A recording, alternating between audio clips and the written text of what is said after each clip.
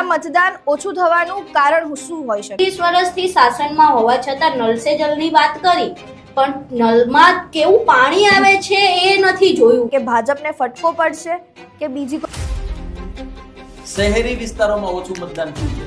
સૌથી વધુ જો વિકાસ કોઈને જોતો હોય તો ગામડાવાળાઓને જોતો હોય છે. લોકોને ખબર છે કે એને સમસ્યાઓ શું, એ જાણે છે કઈ રીતે સોલ્યુશન આવશે એ પણ જાણે છે, પરંતુ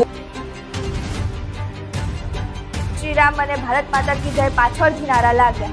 ભાજપ પાસે છે ને 2-3 શબ્દો જ છે: પાકિસ્તાન, નહેરુ, કોંગ્રેસ, જય શ્રી રામ અને વંદે માતરમ. કંઈ પણ ઇમરજન્સીમાં આવે એટલે આપણે આ જ નારા બોલવા. નરેન્દ્ર મોદી એમનું નામ લઈને આ દરેક ઉમેદવારો અલગ અલગ જગ્યાએ ગયા છે અને એમના નામે વોટ માંગ્યા છે.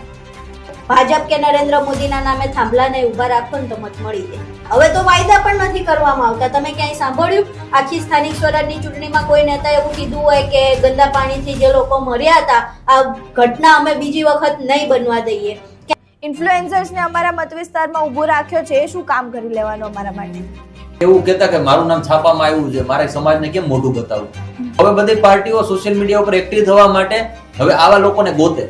માં કહેતી હોય કે ભાઈ સાવણે ઉતારીને થોડુંક વાળી નાખ ને તો એ વાળતોય ન હોય. કલાકારને તમે ટિકિટ આપો તો કલાકારીનું કામ કરે કે લોકોની સમસ્યા સાંભળવા બેસે? નેતા પાર્ટીના નામે ચાલતા હોય, પાર્ટી નરેન્દ્ર મોદીના નામે ચાલતી હોય, એટલે પોતાનું કઈ હોય જ નહીં તો પછી શું કરે? પાછું 30 વર્ષથી સત્તામાં છે, વાયદા શું કરે હવે?